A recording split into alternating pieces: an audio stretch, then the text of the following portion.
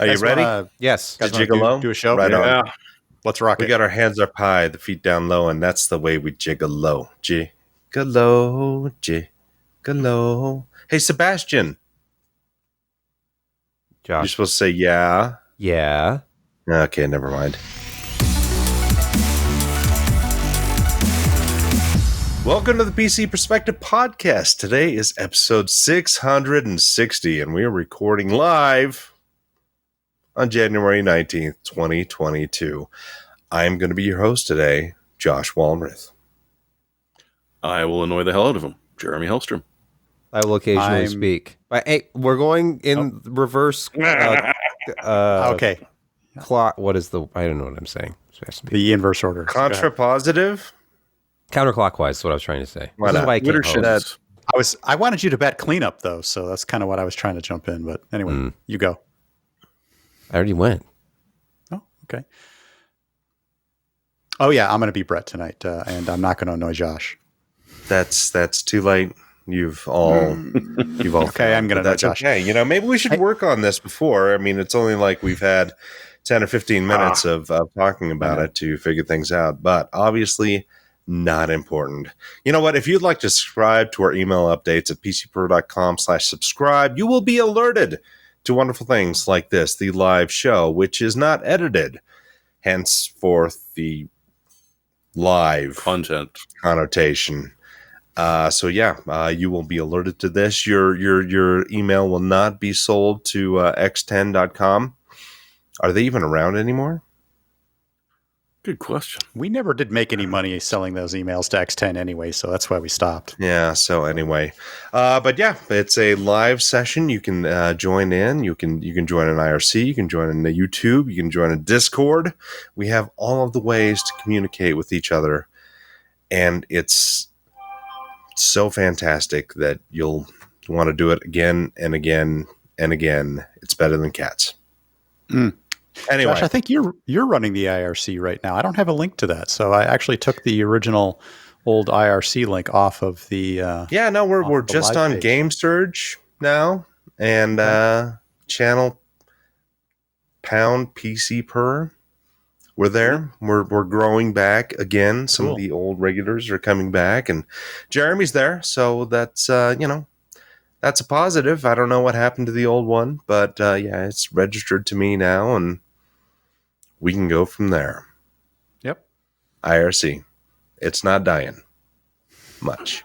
#blame Ken. Yeah. That is. Yeah. We can always blame Kent. He was a young intern once, and now he's an old intern, but he's at least gainfully employed. Yeah. Anyway, you can help support the site and the podcast distribution by heading over to patreon.com/PCPer and become a Patreon.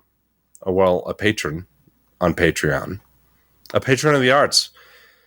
Because somehow this is art. That's what it says in the script. Yes. It does say that. We've got a couple of new Patreon patron members this week that we want to have a big clap go out to. Caleb of Cascadia. That's kind of an interesting name, Caleb of Cascadia. Thank you very much. I think there's he's a big fan. He's a big fan of that fault to throw line in there. I don't understand the Cascadian subduction zone. The Cascadian throw, I guess. And Pete, a great guy. And I didn't say that purposefully quickly. He sort of sent it with an underscore. So my interpretation of his name was to just say it really quickly. Pete, a great guy. Thank you very much for your generous donation and patronage. And I just want to mention, seriously upping their game once again for like third time in a row. Third time. I mean, if I could just have like lasers come out of my fingers in post, like, Emperor Palpatine style or something, because this is Sir. Yeah, it is. Sir Bugative of Fabrication Labs is on the scoreboard once again. Sir Bugative. Scoreboard once again for upping his game. Is he just using money for attention now? Is that what this is? Just throwing money at us? I'm going to say just yes. So we'll praise There's nothing wrong with that. I love it. I will say Subogative every day if you would like. Subogative. Subogative. Do do do do do. Subogative. Do do do do. Anyway.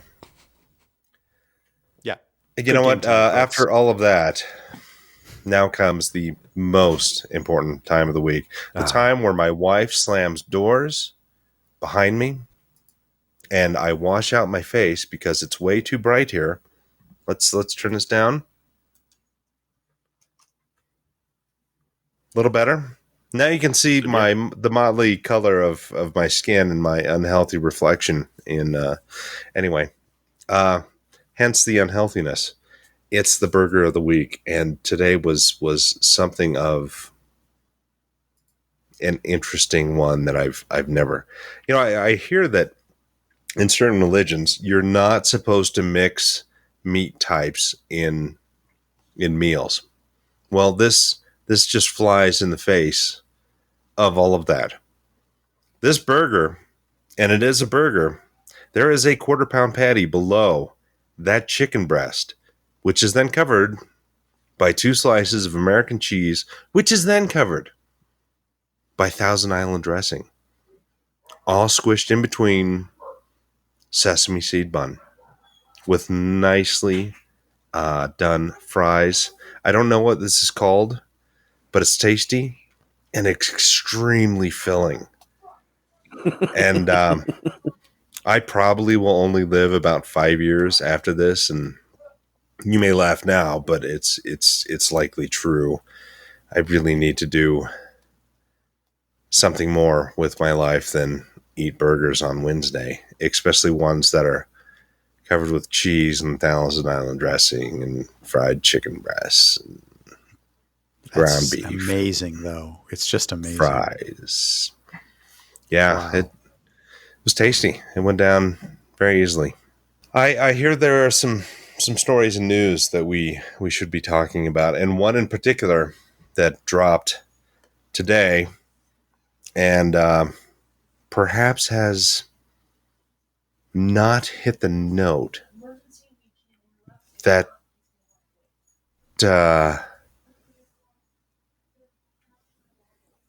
if we could pause here momentarily while we so Sebastian, I hear that there was a release today, a somewhat controversial release from a certain red company. Unless you're talking about their CPUs, then it's a green company, otherwise known as AMD and the 6500 XT.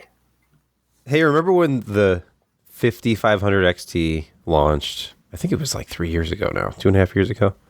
Mm-hmm. It was just this underwhelming card, but it wasn't too expensive. It was $169 at launch. It wasn't any faster than like a 580. Which wasn't faster than 570. Yeah. And those were really cheap at the time. You could get those for like $129 sometimes. Yeah. Yeah, 4 gig 570. Yep. So it was just this meh product. People thought it was a little overpriced. But it was interesting because it was a mobile part that was put on a board that you could install on your desktop. And it was only a by 4 interface, I think, or was that one by 8? I think that one was by 8. I think it was by 8. So fast forward to today, January 19, 2022 at 9 a.m. Eastern. The review embargo lifted on the RX 6500 XT. And we didn't have a launch review, not because we didn't get a card. I got a card last night. So I only had a few hours to get a review done, and I'm still in the middle of it. So let's look at Tech Power Up, who did an excellent job with their launch coverage. They got the Asus RX 6500 XT Tough Gaming. This is a partner-only launch, so you won't see that reference card that's in every picture. Apparently, the AMD didn't make that. It's just a render or something. But let's talk about the specs. We know the size is tiny, 107 millimeters squared. It's the new entry-level RDNA 2 chip. 16 compute units. That means 1,024 GPU cores. That's one GPU core for every horizontal pixel of your old CRT.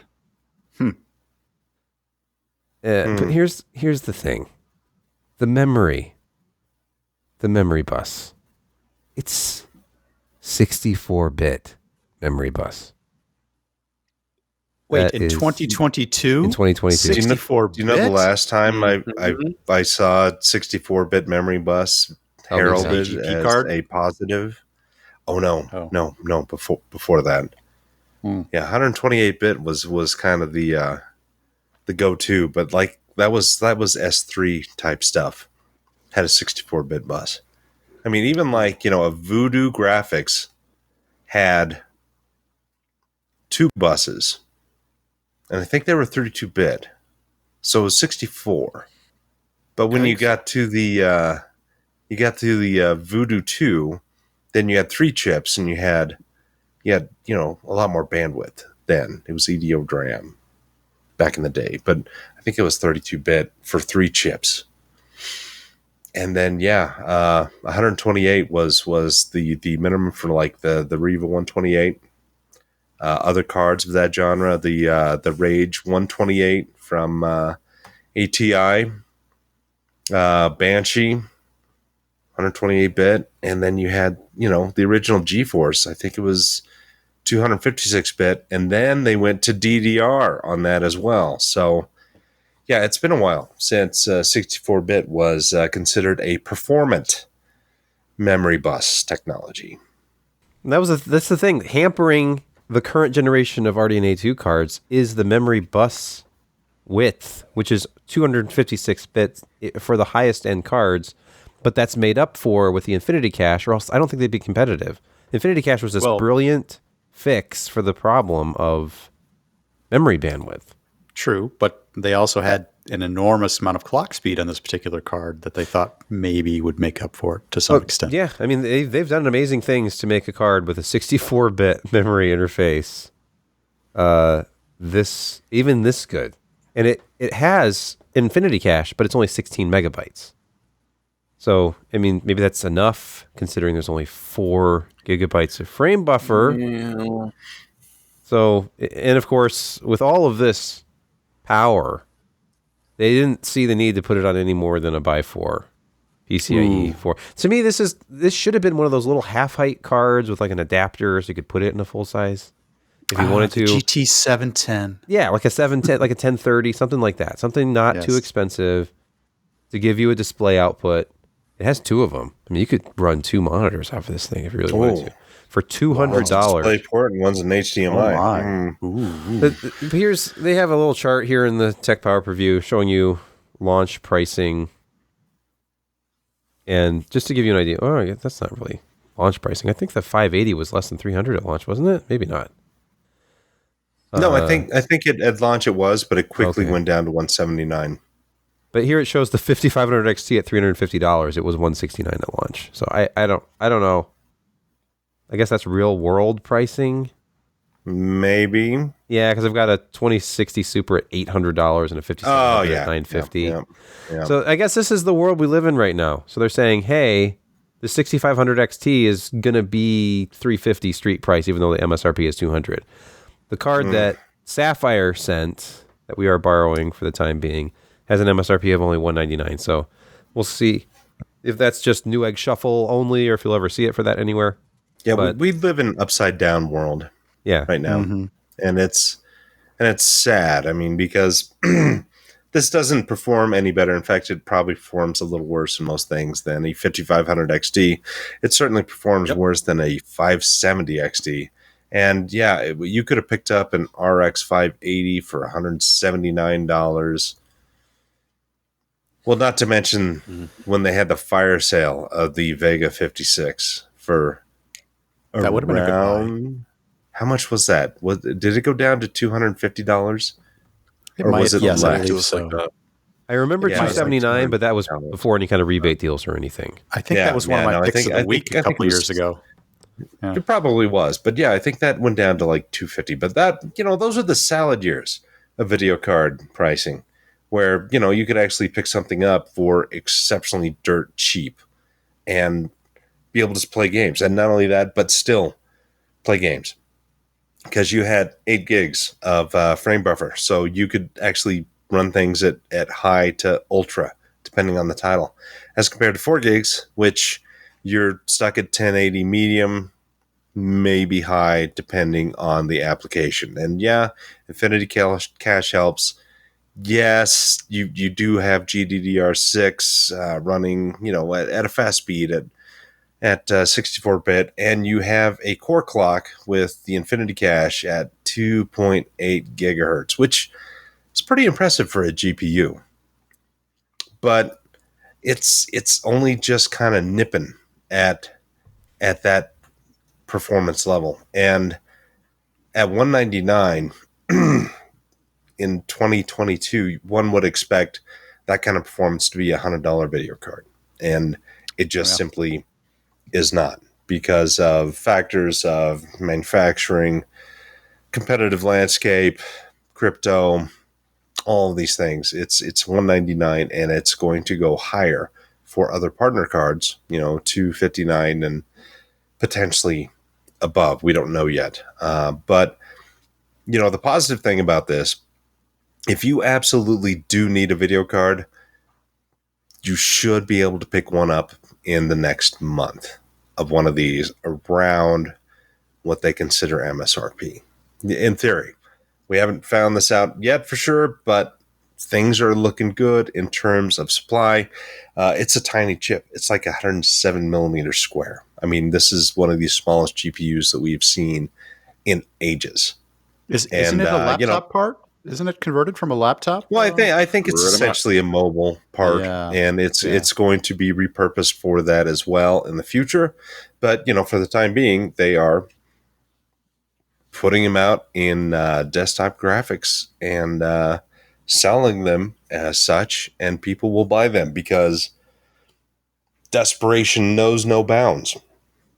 For a quick price to performance comparison, Sebastian, you were saying this is very close to a 1650. Is that your gut feel on this, or is it a 480 kind of level performance? What was your gut Why don't we look at to some of these delightful charts?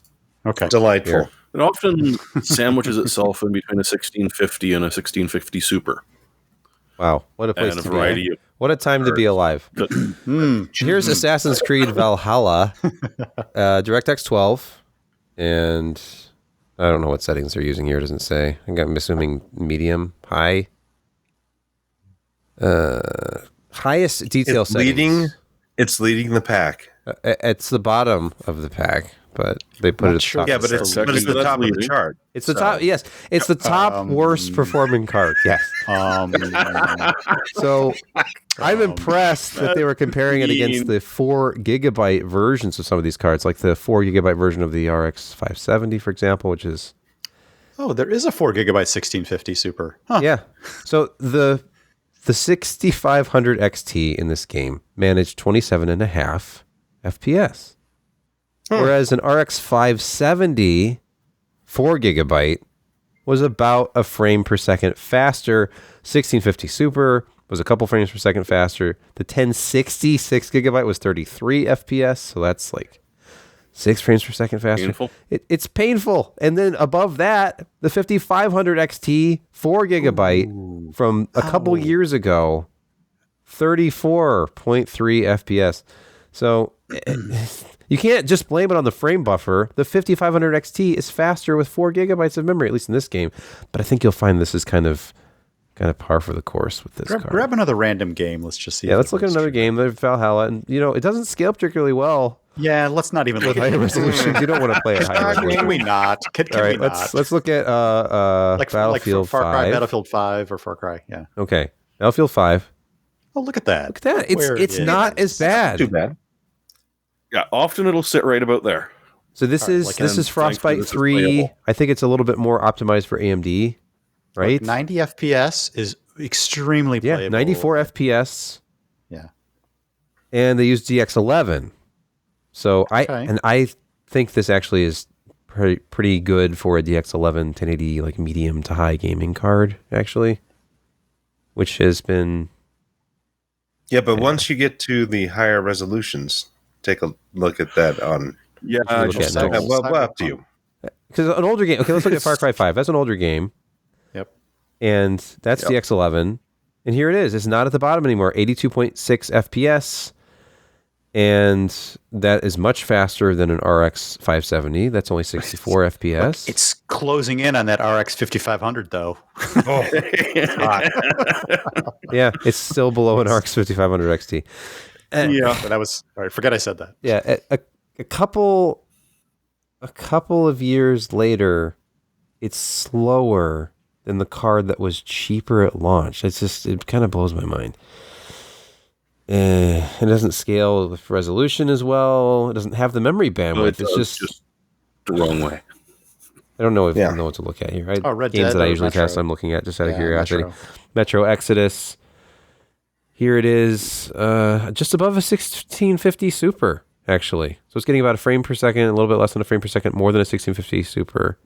Finally whooping up on that. And it's faster than the 5500 XT. 57 versus 55 FPS in this one test.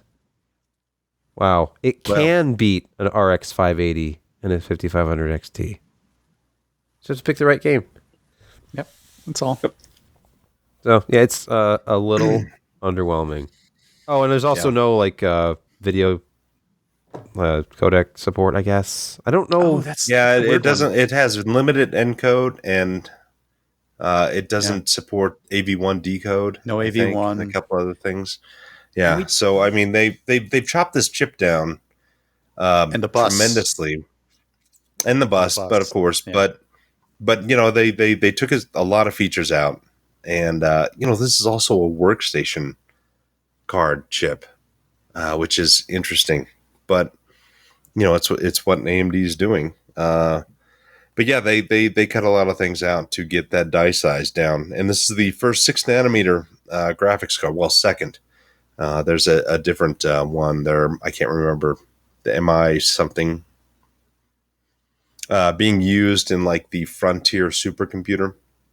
That's their first 6 nanometer chip, but it was done limited production, and this one is their higher production chip that they're releasing out today. So yeah, it's one of their first consumer available 6 nanometer chips. It's about 15% smaller than 7 nanometer, even though a lot of the design rules are the same. So it's supposedly easier to port over a product onto 6 nanometer and get it running faster and still be able to get that die size improvement. 15% is reasonable. And when you've got 107 millimeters square, you can fit a lot of these on a 12-inch wafer. And that's kind of what AMD is aiming to do, especially in this marketplace. Yeah, because nobody has a working graphics card at $200 that you can buy brand new with a warranty. Nobody. You can find stuff on eBay used. Every once in a while, you can get a 1660 or 1650 for $300+ from Newegg new. But other than that, it's I mean, they're milking the market. I mean, it's not dumb by them. It hurts as a consumer, but if you're building a new machine and you absolutely need a graphics card, or you're new, this is one in theory that you could buy here in the next couple of weeks. All right, we have beat the crap out of this one. No, we haven't. We're not done yet because there's one other thing. All right. That by 4 connection. Tech Power Up also looked at relative performance. Just performance in general. They had all the same games, but they punished themselves by testing the card at different PCIe revisions, so that you don't have to. And the relative performance, the final page here, the sum of all the previous tests. If you use the PCIe 4.0 as your baseline, 100%, it went down to 87% across all tests if you drop to a PCIe Gen 3, and it dropped to 66% if you drop down to PCIe version 2.0. So if you're nursing that FX 8350 and you insert this card, you're really, even with an 8350, you're limiting your performance. Can you imagine buying a brand new card in 2022? I can't get past first off, the memory bus width. Well, I know. I can't imagine buying a new card in 2022. Somebody can. Pretty much where it ends, so that sadly. Unless you live by a micro center, then you could go and buy a card. Yeah.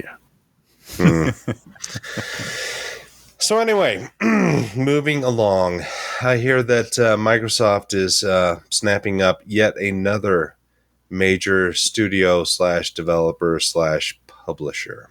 HR complaint. Yes, it's rising to antitrust levels. Bethesda was not enough for Microsoft. They needed to go to Activision, Blizzard, King. Yep. Yeah, Candy Crush. Not like Crush. It wasn't installed automatically on Windows 10 when it was released. Jeremy, take it away. Get out the hammer. $68 billion, which of course for Microsoft is, just chump change that they can toss at anything they feel like. But they really did buy a giant HR complaint. There's a lot of people upset at Blizzard right now, so it's maybe beneficial for them not to be called that anymore. Certainly no other companies recently have tried that to see if it distracts people. But they're sort of saying that it's going to get rolled into the existing Microsoft Gaming Borg. So they're not really going to keep it very separate. They're probably going to keep at least any of the employees from Blizzard that haven't quit or are not planning on quitting. And the thing is that it makes it insanely huge. Like, Microsoft's Game Pass and their store now becomes an obscene monster. I mean, altogether, they're probably well over 15% of the market, which is just, a little bit absolutely crazy. And so we're going to get new launches of old games, as they tend to like to do. And, I don't think this means that, hey, you're going to get Warcraft 4 anytime soon. But I bet you'll get another WoW expansion. So it's just... It's not my favorite thing to happen today. No, not at all. They're the developers, publishers, whatever. They're all congregating into these groups, and we've got EA, Origin, got Steam trying to serve everybody. Now we've got Microsoft, who bought up Bethesda and Blizzard, Activision. That's the Ubisoft is still out there kind of by themselves, sort of. Even though I think didn't Activision buy a significant amount of their shares? I can't remember. But competitive purposes, it's not great for consumers, because if you want to play your titles, and if Microsoft goes this way, then it's going to be PC, Xbox, and possibly even Xbox only stuff. Oh, Josh, what about titles. Having Blizzard, Activision stuff folding in under Game Pass now? Yeah, that will happen. That's going to happen. That's not a bad deal. No, it's not a terrible deal, but we'll see how that evolves. Will they say, you know what? We've got enough people hooked on this Game Pass. Yes. We need to start ramping up the pricing on this, because and set up a few more tiers. We're just not making enough money on it. The catalog just they're getting a lot of value, and we can't have value. Yeah, we can't have that much of it. That's a lot of value. Look what Nintendo did. Nintendo added more classic consoles, as in a handful of games.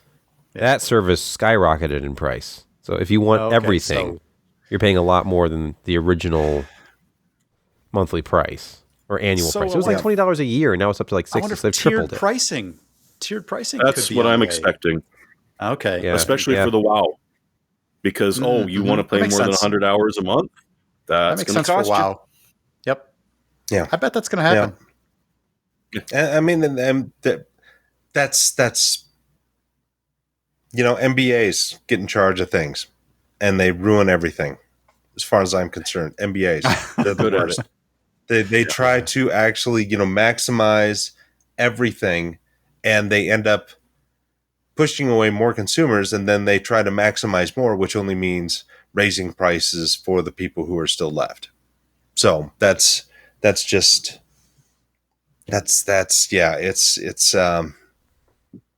I'm not happy about this. I'd like some more individuality, some firewalls in between, publishers, console makers, OS operators, all those people. But that's not the world we're living in. Money talks, suckers walk, but they still can't touch my 3-lock box. Sammy Hagar. Yeah. Anyway. Oh, wait, go ahead. No, I was just going to say, Microsoft has shown a reasonable way of caretaking their game systems. And I actually honestly think that they're going to be a reasonable caretaker of everything that they have just bought. But I would agree with you, Josh, that you'd prefer to have this branched out to a lot of different companies. But Activision Blizzard was in a little trouble. We talked about that at the head of this with some scandals that were going on, and maybe the CEO's leaving. So... Oh, he's definitely leaving. Okay, yeah, that's probably going to happen. Microsoft has clearly shown a penchant for being able to care relatively well for some of their properties. They're now under a little bit. I read just recently they're under a little bit less pressure to turn with Warzone. They don't have to turn Halo into Warzone anymore. They just bought Warzone, so yeah, please don't ruin Halo anymore. Crossover. That was it. Crossover, sure. Yeah, I mean, you might be able to see some of that stuff. So I'm not a big Microsoft fan, but they've actually shown a pretty good ability to care for their properties. Jury's still out, obviously. We'll see. And this is not a done deal. So there's going to be some oversight. That's true. And we'll see what happens. Jeremy, another day, another hack. Welcome, SYSJOKER. The good news Are they a does Joker? Not stop. Are they a Stoker? Are they a midnight Joker?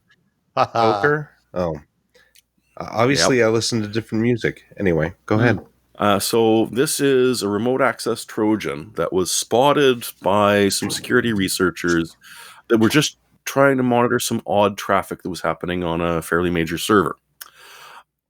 They sort of discovered that, wait a second, there is definitely something here that's been completely written from scratch in C++. It doesn't share DNA with any of the other viruses out there now, which of course means that your AV scanner is not picking it up. It's not something that it's been trained to notice.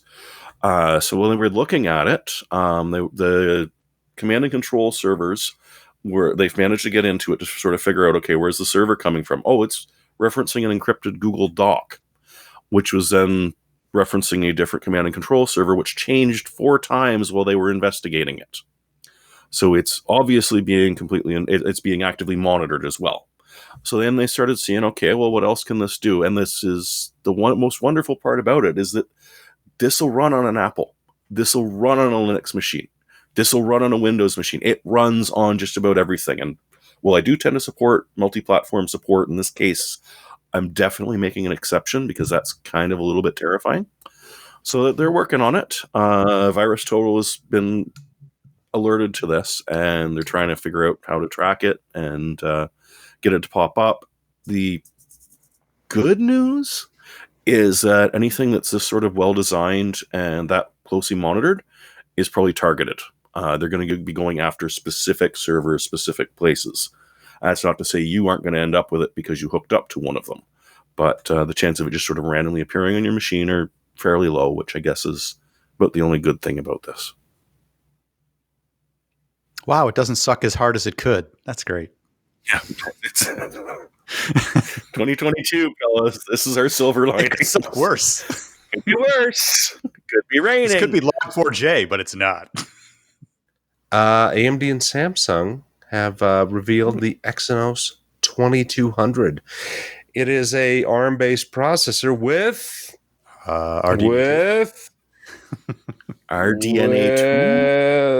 Look at all these exciting numbers. RDNA, yes, RDNA2. And I don't like Xclips. In a mobile form. Not a great name. Is it Exynos, right? Exynos? Exynos. Xclips. The Xclips? Eclipse? It doesn't really roll off the tongue. No. Not. It's bad. It's bad. It's bad. Maybe it's pronounced Eclipse. You don't know. It's PR stuff. And maybe it could be pronounced eclair, and it just goes down sweet. Don't try and cut him any slack on this. You just can't. I do like the history lesson here. ATI sold the mobile graphics division to Qualcomm that became Adreno. Adreno, which is an anagram of Radeon. Okay. Mm-hmm. So all this time, they're like, mobile, who's going to use graphics on a phone? Yeah, Qualcomm, here, have this. We're desperate for money. Yeah. And now, all these years later, Adreno is still, generally speaking, the top performing graphics chip in mobile. AMD's back. Well, not it was ATI. But ATI is still ATI. It's just owned by AMD now. So yeah, look at these numbers though. It'll support 4K video decoding up to 240 FPS for some reason, 8K up to 60, refresh rates up to 144. But as Jeremy noted, it's not really mentioned if it supports variable refresh. That's going to be like display integration dependent. It probably will, but HDR support. Yeah. But I mean, it sounds good. It's got one of those like 1 golden core, 3 high performance cores, 4 low performance like efficiency cores configurations, Cortex X2, A710, and A510, and then the 5G modem, all kinds of stuff. But you know what we don't know? Thermals, battery life. That's going to depend on the implementation. Or how much VRAM. When is it supposed to be available? I don't know. Whenever the Galaxy S22 is available. Yeah, no, it's great that we have a little bit more competition than just Adreno and Mali. And Samsung reached out to AMD and they, let's hear it for custom semi. Yeah, they're doing a good job. Getting into a form factor of minus, less than 5 watts. 500 milliwatts. That's the average of a cell phone. So it's pretty awesome. Oh, and don't get too excited about this if you live in the U.S. because that U.S. carrier version of the phone will still have a Snapdragon. Always a Galaxy launches and there's Snapdragon whatever in the U.S. and then the rest of the world gets the Exynos. Yep. And why do we always get trashed? Why? Trashed. Hey. It may make its way to upcoming Samsung flagship phones sold outside the U.S. Fantastic. May. YouTube chat just wants to know if it's so they don't get shot. If it's better than the 6500 XT. It is. I mean, it's by far faster than the 6500 XT, even sight unseen. Who cares if a 6500 XT is 75 watts? And, this mobile part's going to smash it. Smash! Yeah, no, it's not. So, Josh, I threw you a couple curveballs on this one. See if you wanted to pick them up and talk about them today. TSMC expansion 2022. So TSMC has had an exceptionally good couple of years, and a lot of this is due to multiple factors. One of which, Intel has had problems manufacturing. Samsung has had problems manufacturing. Global Foundries has had extreme problems in manufacturing. And so the default manufacturer of many silicon chips has become TSMC, especially at the 7 nanometer and now 5 nanometer node. In fact, between 7 nanometer and 5 nanometer, it is a little over of half of their entire wafer starts are those two products. 5 nanometer is lagging behind 7 nanometer, obviously, because 7 nanometer is very, very popular. I mean, AMD's got it. Other people have it. Even NVIDIA has it. Intel leverages it in certain products. All of these things coming together to have a lot of products out there. And even older cell phone stuff is 7 nanometer. And now, we are moving along to 5 nanometer. Apple has 5 nanometer products out, MediaTek, all of these guys. I think the $59 billion a year that TSMC is making, that's in Taiwan dollars. So don't get too excited, but that's still a significant amount of money. and they're reinvesting that in more production, and they're looking towards 5 nanometer, 3 nanometer, and eventually going into 2 nanometer, and they're claiming that 3 nanometer will launch later on this year, but it's going to be very, very much later this year, as in December 2022. Really? Yeah. No, it's still a little ways off there, and sometimes they're a little bit more optimistic about volume in these. Yes, they probably are going to be producing 3 nanometer chips, but the volume is not going to be there. I mean, right now, the volume is going to be 7 nanometer and 5 nanometer, and they're going to be moving over into, where we're going to see 6 nanometer stuff, which is a size optimized 7 nanometer.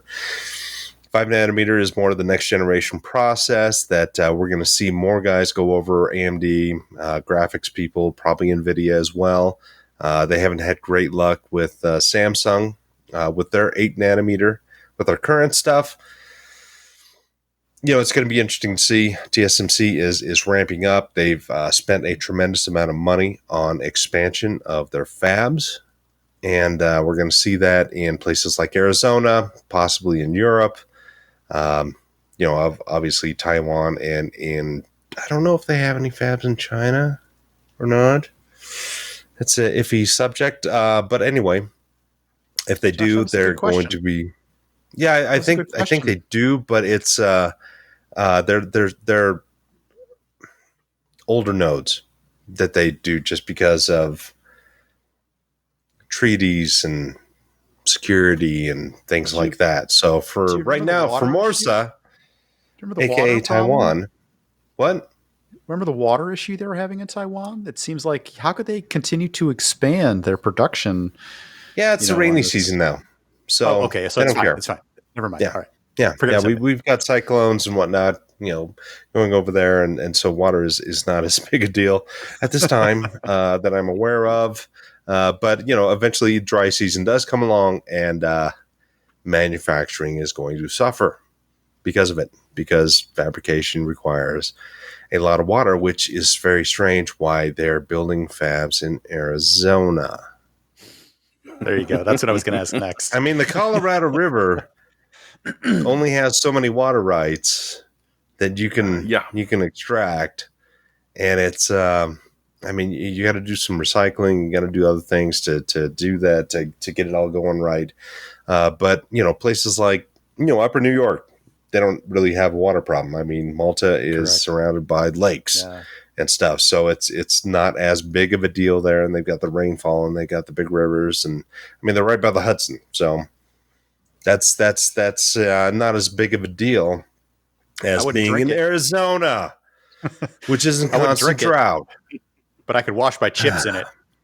Yeah, but at least in Arizona, I think they're kind of looking at it's seismically stable, and they can strong arm people enough to get enough water to do it. So, and there's lots of sand. There is a lot of sand in Arizona.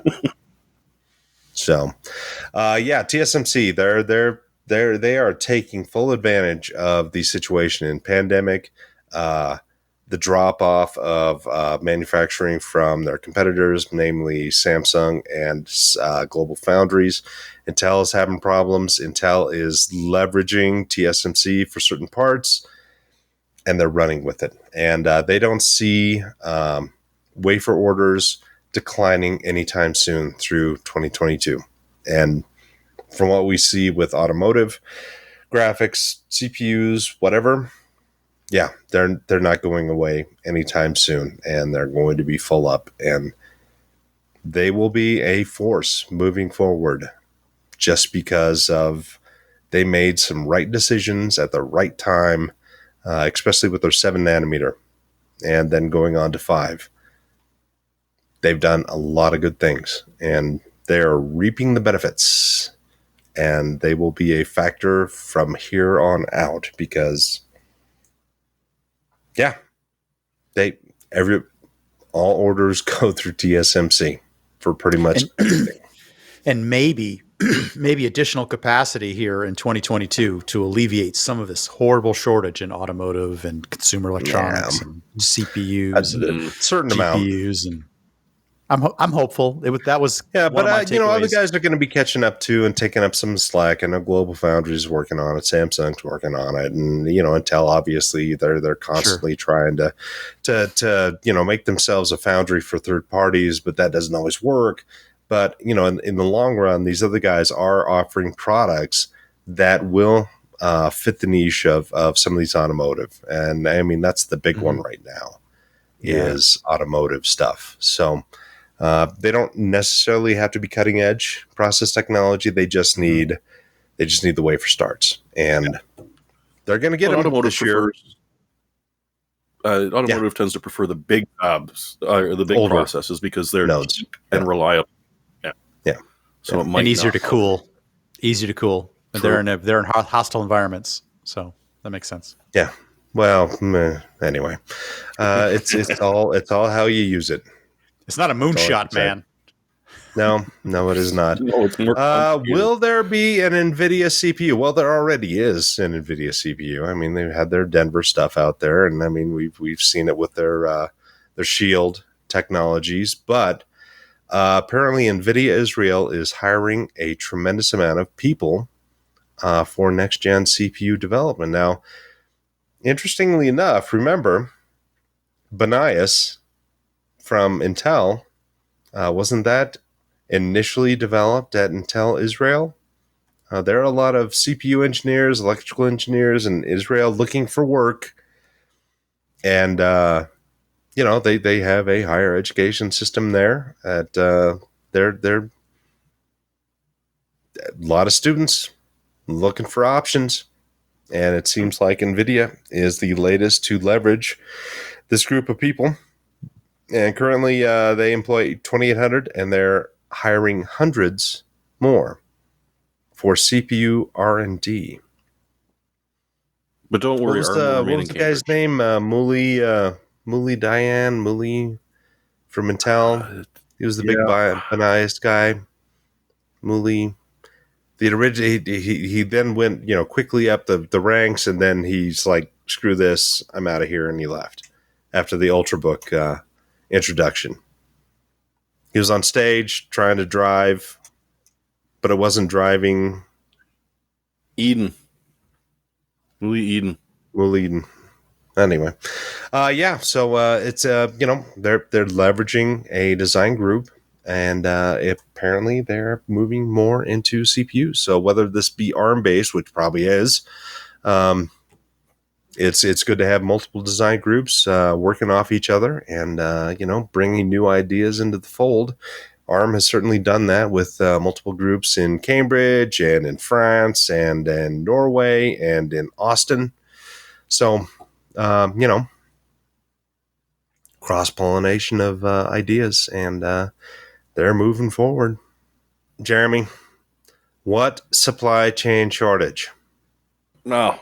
Apparently, there were around 340 million PCs sold over 2021, which is a rather impressive number considering how hard it is. That's a lot of nuts. But yeah, because you've got a lot of people being driven by Windows 11 to move up to TPM 2.0. You've got the leftover demand for cheap desktops and corporations that are looking for remote machines and just to get something in someone's hands for them to be able to work. So you've got a lot of orders that probably happened in 2020 that occurred in 2021. But regardless, that's 340 million is an impressive amount of shipments. And as you would expect, Lenovo pretty much kept their lead, but 1 in every 4 machines sold is one of theirs. Not so much in North America, but definitely globally. And HP continues to beat Dell, which is interesting. Not by as much. And then Apple doesn't even break 8%. So the overall market really didn't change much. But the amount that was sold did. Now, one thing they don't do is neither IDC nor Gartner is do total sales. So there's no monetary value attached. This is just simply the unit. So one that costs you $400 is the same as a $4,000 Apple machine. So when you look at it that way, the percentages will change a little bit. But yeah, obviously, once again, the desktop is dead because there weren't millions of them sold. That doesn't make any sense. And I am contractually obligated at this point to cheerlead for Apple. So yay, them, yay. You know, them saying selling 8% is an improvement because years ago it was only 5%. I know. Oh, yeah. It was very low. Yeah. Clearly the Windows 11 pull is not pulling. They're guzzling that market share advances. It's the power of the M1. Yeah, Windows 11 is not a pull on the M1. Yeah, as impressive as the M1 is, I mean, it's still an interesting niche market. I mean, especially the Twitterati. You're on Twitter, and there's a lot of Apple people on there that crow about their M1s, and then you go into the real world, and it's like, you guys have any apples in your shop? No. Anyway, you try maybe even my apples are all still Intel. Even my real apples are still Intel, which is odd because you're not even on Twitter. So I don't need to be on Twitter. Yeah. You're the original hipster Apple user. Absolutely. So, yeah. No, it's still a robust time, not as much as last year due to, obvious reasons. Especially 2020 was a massive uptick in PC, laptop, all of that. It slowed down a bit in 2021. Still very strong though. And we're continuing to move forward just because technology moves forward. And if you want a new GPU, you essentially have to buy a pre-built. Kinda, yeah. Yeah, I mean, you can go on the shuffle, pay extra for that, possibility to win. Get on AMD at Thursday morning at 7:45 a.m. Mountain. Try to get one of their cards. Yeah, it's grim. Micro Center. Yeah, well, Micro Center.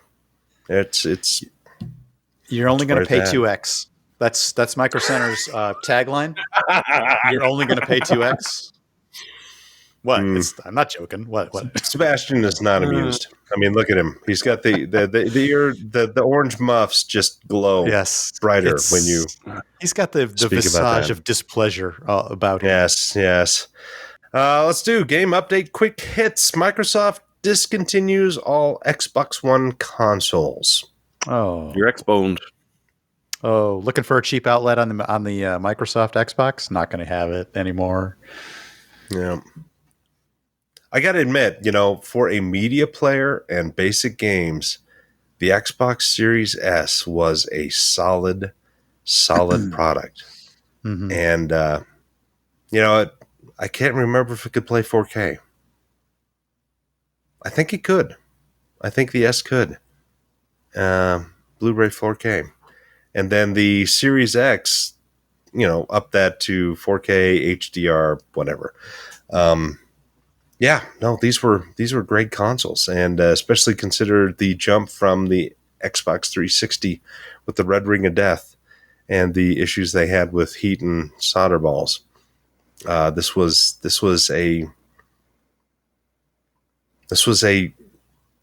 not exactly a game changer, but it was a game saver for Microsoft. Now the Series X, that's a next generation thing, and we can discuss that at a different date. But yeah, Xbox One, Series X, and S were solid products. Anybody else have anything to say about them? Buy one now if you want one, because the supply it's in the chain right now. It's in the supply chain. I can't believe that this is news now when they're saying, we discontinued those at the end of 2020. So all of last year they were not being made, but they were still. They have a bit of a backlog in warehouse. Yeah, warehouse. Some warehoused stock. Yeah. All right, Jeremy, get your games downloaded from Honda blah blah blah. Humble Bumble. Bundle? Honda Bubble. The Bumble? Yep. Yeah. No, you got to fear the Bumble. Yeah, so Humble is changing their subscription service because they want you to have another game app installed on your machine because you don't have enough right now. Yes. So the 3-tier system is gone. There's going to be like a $12 a month tier, which gives you permanent access to the games released each month. But the thing is that if you had your old Humble Games collection, we could just hop online to Humble Bundle and download it anytime. That's going away. So if you want to hold on to the games you have right now in your current Humble Bundle subscription, download them now because eventually they're going to disappear. And that kind of is annoying. So they're probably by the end of February is when they're going to do it, assuming things don't change because, this is going to upset some people. It also has another wonderful consequence to it, which is that their game application will only run on Windows. And considering when Humble first started, they supported just about every OS on the planet. That is kind of a bit of a kick in the teeth for a lot of people who've depended on them as a source for their games. Now, it's Windows or else. They say they're keeping it DRM free, though tying you to a platform seems to be some sort of digital right management, at least in my mind. Overall, the bundle itself doesn't seem like it's going to change much. You're going to get about the same amount of games every month and be able to download them and probably keep them a little bit later. They're also adding something called the Humble Trove Collection, which is roughly 80 old games that they just sort of toss out. If you're a subscriber, hey, you can have these.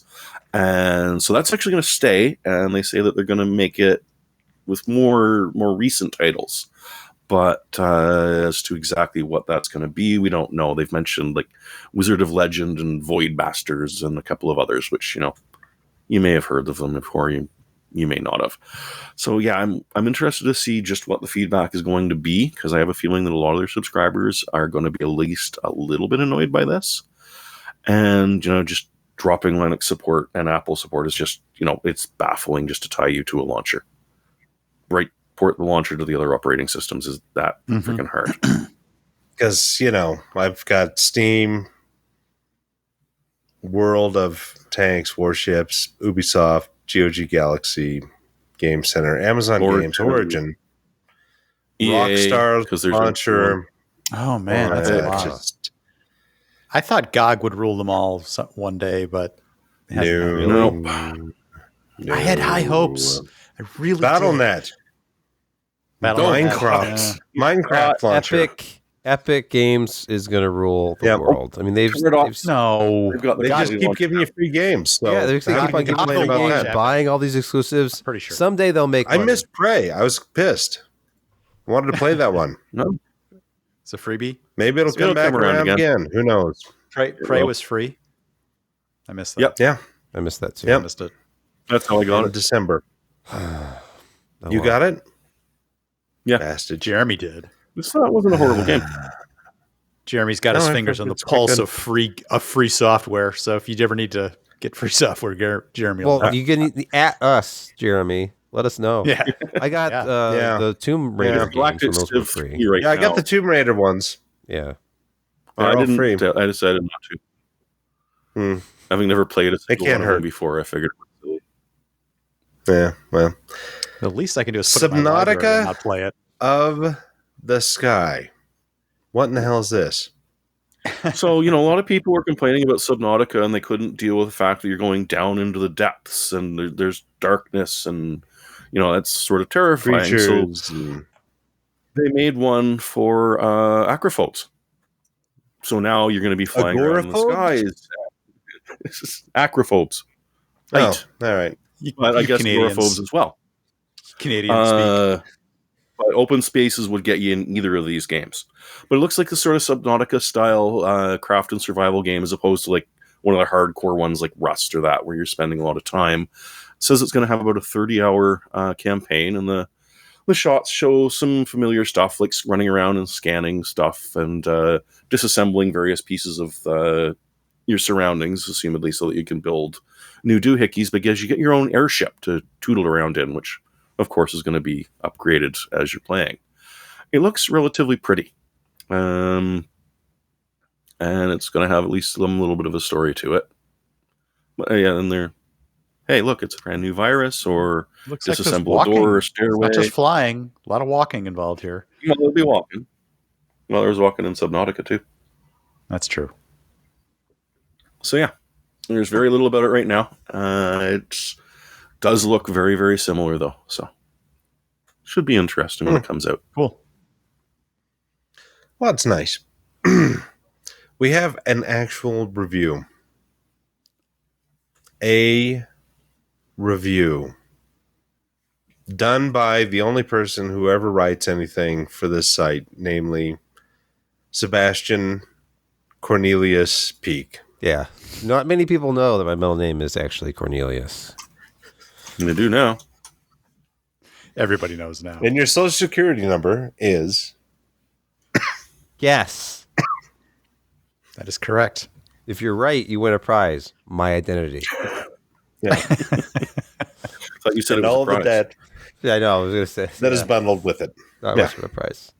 I'll just go over this quickly. Go to PCPer.com and look at the reviews page, and you'll see this ThinkPad P15 Gen 2 mobile workstation review.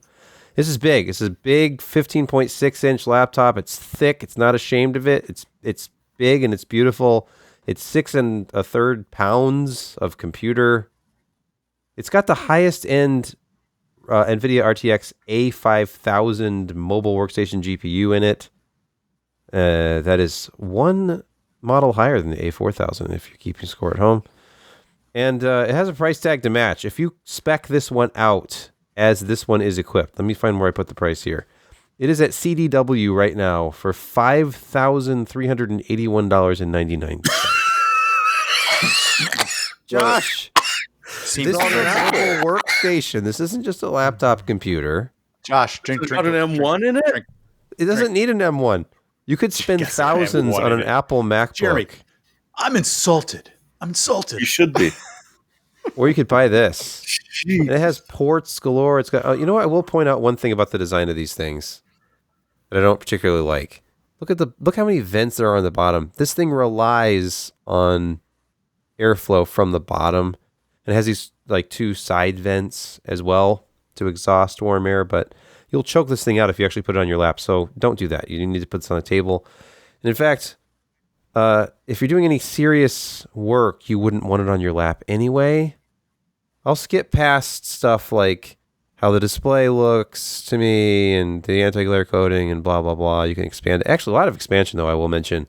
Is this a 4K display? No, it is available with 4K. For some reason, our configuration that was loaned to us by Lenovo had a FHD display, just a full HD 1080p display in it. Huh. This thing has 4 memory slots. 2 are populated from the factory. It's got 3 M.2 slots, 1 populated from the factory. Has the fast, like modern Intel Wi-Fi chip, the AX210. I was a little concerned about the SSD at first because I'm not familiar with Kioxia or however that's pronounced. It's Toshiba, I think. It's Toshiba. It's just Toshiba. I didn't know that. And it's really fast, actually. The SSD is very good in this. But here's a teardown picture. I could not get mine apart all the way. I was dealing with these plastic snaps and things like, I'm not breaking this. I got to send this back. I'm not breaking it. So I took this picture from a YouTube teardown I linked to. And it's got a pretty beefy cooling solution. And if you look carefully, just to the left of those SODIMM slots, that is a card slot. The A5000 GPU is a card you can actually replace. Huh. So if you bought one of these with a lower end GPU, you have an upgrade path that's probably as much as, a laptop to buy the new GPU card, but you could potentially do it. But here's the problem. This is a current laptop that you can buy, which means it doesn't have 12th gen Alder Lake Mobile in it. Those are coming next month. So it's an 11th gen. And 11th gen Core i9s do not run very cool. If you want performance out of them... Now here's the thing. This is a Core i9 11950H. I looked it up on Intel.com. I'll go to the page right now. The configuration of this thing is supposed to be configurable TDP down 35 watts, configurable TDP up 45 watts. Okay. This one was thermal throttling like crazy every time I ran any kind of all-core workload. It was hitting immediately 100 degrees on the package, and the average core temp was like 93 to 95. And as you can see, this pale orange yellow line was rising. If the test hadn't stopped, that would have been 100 too. I actually got a maximum of 102 on this, and it's supposed to top out at 100. So this thing thermal throttles like crazy. And you can see, like, just over the course of time, the clock's dropping. How did it sound while you were? It doesn't. It's not that loud, but it should be. It should be louder because you can't put enough fans in this thing.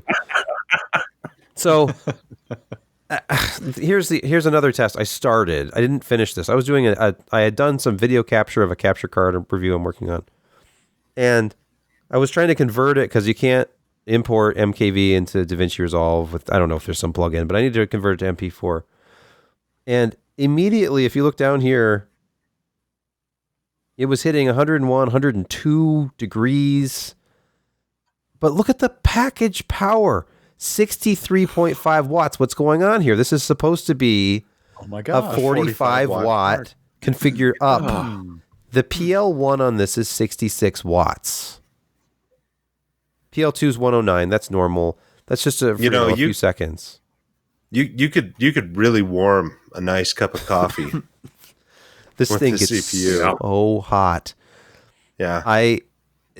Any surface it was on when I was running tests like this got really hot, like uncomfortably hot to the touch, and the bottom of the laptop was boiling.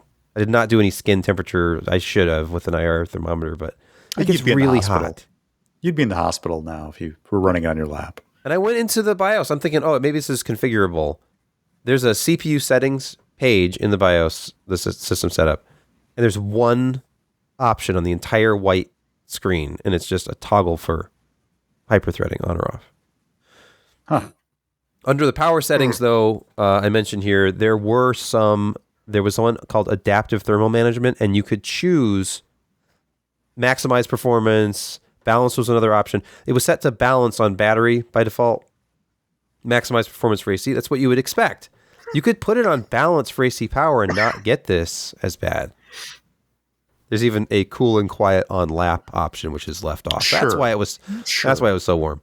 But anyway, you can look at the review for like performance numbers and things. And even the GPU was a little bit disappointing because, like every NVIDIA mobile GPU, you can configure these to different power limits. The A5000 can be configured up to 140 watts. This one is a 100 watt implementation, and it's got slower memory. I thought this was supposed to have 14 gigabit per second memory, and it's only 12. So a lot lower memory bandwidth than I was expecting for this GPU. You can actually game on it. It's equivalent to a desktop 1080 Ti. Sure. On a mobile workstation. Yeah. It's not bad. It's supposed to have around... setting your desk on fire. Yeah. Yes. Anyway, that's the big problem. Here's the SSD is pretty fast. 64, almost 6,500 megabytes per second reads, over 5,000 writes. Wi-Fi was really fast on this. It's the first Wi-Fi card I've ever tested with my router that hit 80 megabytes per second in transfers. Usually get about 66 to 68. So battery life is okay. It's not your base. It's not your base station. You know that now. Yeah. Battery life, okay. Like 3.5 hours doing your mobile, like modern office or video tests. Only 46 minutes on the gaming test, which you would expect. Ooh. But it's just hot. It runs so warm that I would never order this with the Core i9-10950H.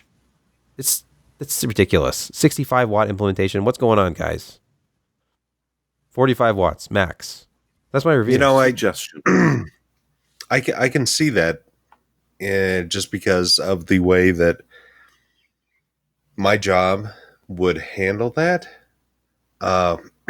We have our laptops that sit on the desk and they're attached to a dock, and you do dual screen monitor and whatever kind of stuff.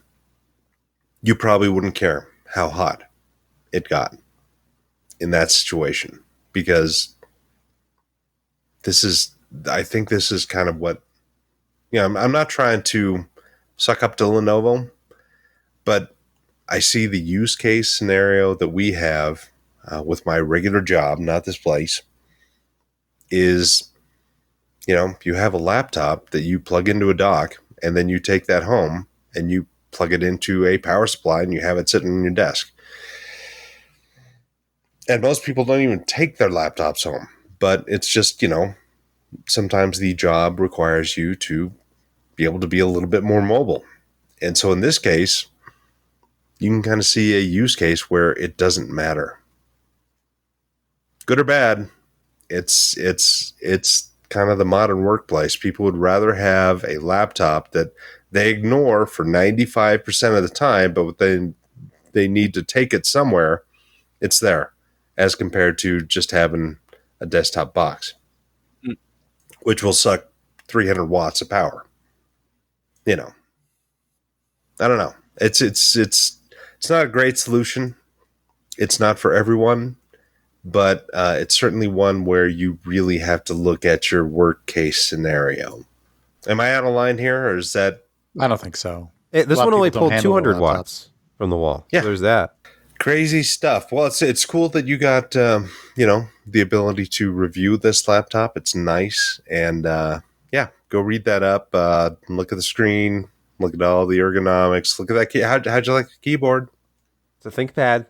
If you know modern ThinkPads, then you'll know this keyboard. In the review, I helpfully described it as the keyboard feels like a modern ThinkPad keyboard, which is the only way I can think of to describe it. So is it good or bad? It's good. Now, people it has a numpad. Okay. It's a full-size keyboard with a numpad on the right. That's what we need. Amen, brother. Amen. Numpads in your laptop. Numpad. You know what? Guess what time it is? What time is it? Time to drink from the fire hose? It's hump day. What time is it? Yes, it's always hump day when we do this, isn't it? It is. No, it's time for picks of the week. And I'm here for first one. So Josh, why don't you lead us off? My child is he's rough on things. Rough. And in the past, I have talked about Easy SMX having some really robust headphones that sound pretty good for the price. And then TronSmart, they had some really good products for plug-in and that. But those guys have all gone to like wireless. And so these, $25 to $30 headphones that really can take a beating but still sound pretty good, they're gone from those guys. So now I had to go to One Audio. Not One Audio, but One Audio. And they make another, $29 base product, 40 millimeter headphone, which speakers, they're robust. You can beat on them. They just work. They sound okay. But for $29, what do you expect? I mean, it looks nice. They're comfortable. They seem to absorb sweat okay. They got a detachable headphone. I don't know what, do you expect out of these things, but they're inexpensive. $5 coupon. Yeah. $22.99. $28. Sorry. Yeah. Wow. And you can get them by the 25th if you order today. And I mean, they're sharp looking. They sound fine. And if you have a child that abuses things, these are fantastic headsets for them. Oh, I see. This is the all analog version. There is a There's a version with USB stuff and Office, and a few dollars more. Not much, but so that was analog, and they work fine. Quality is reasonable. They're robust. They're not, they don't feel chintzy. So you can find some good values out there, and while they are not high end audio, they're good enough for most things. Jeremy, what you got? I'm going to stick with something like you've got. Good enough for most things and relatively inexpensive. At least it is right now, as long as you grab it quick. It's an Asus AC750 Wi-Fi range extender that also works as a repeater or a access point or a media bridge. But currently in Canada, you can grab this thing tonight for $26. Or it's right now it's $40, but there's another $13 off with a promo code. So that is just cheap if you've got a little bit of a Wi-Fi problem, or you've just come to the realization, as many of the people I work with do, that if you don't have line of sight to your router, you're probably going to have a bad time in a video call. So a nice brand new one of these will run you $100, $120. It's, if you really, really need it, sure, go ahead and pay for it. But for $26, it is just about perfect. You can almost, set it up so that it might even get a little bit rained on, just so you got stuff in the backyard and not really care, because that's a damn good price. Right. Well, American version's only a couple of bucks more. Burger. Yeah. I think they're about 35 there. What you got? I think I've picked this one before, and I think maybe Sebastian picked up a set of these, but these are the Audio-Technica ATH-80 500X open back headphones, and they've got two styles here at one of my favorite Mac shops that happens to sell a bunch of audio gear on the side. They've got a refurb there for $39 and the limited quantity at $99 of the Audio-Technica ATH-80 500X headphones. A little bit of I can definitely say that I'm a fan of Audio-Technica's headsets from a sound quality and a general, these are comfortable. I'm going to check with Sebastian here a second just to ask him. These are the set. This is a set that you bought a while back, right? They had a deal on the AD900X for like $69 or something like that, I think. Okay. But these are good. And the 500Xs are good. I've had 700Xs for a long time. Right. The difference, I think, in these, because they're all kind of the same look. Yep. They have the same 53 millimeter drivers. And the carrier, the headband is very similar as well. Yep. It's the same. I think the difference becomes driver selection and matching, kind of like with Grados, but I could be wrong about that. You're getting the same sound signature with all of them. Yep. And I like a closed back headphone, but there are certain people who like the openness and the airy nature of an open back headphone. And if they're not around people that they're not going to be bothering, and this is cool with them, the sound is good. I mean, I like the sound of an airy open headphone, but often I can't run them because there's people around. I mean, these are Audio-Technicas as well. I like them a lot. So I like their sound. They've got a good signature. They're very comfortable. I haven't had one with the kind of the split headrest piece that those have. But I know you have as well. And you find them. You've told me they're very comfortable. Yeah, because they just sort of float over your head. It's huge. There's a big band up. There's two of them up there, kind of like antenna on the top of your head. But they're very light and comfortable. And the driver positioning is interesting with them because it's a big soft pad against your face. It's a velvet pad. It's very comfortable. But the driver inside is actually angled slightly, so you don't get that kind of sound in the middle of your head with these. It does sound like it's more in front of your face.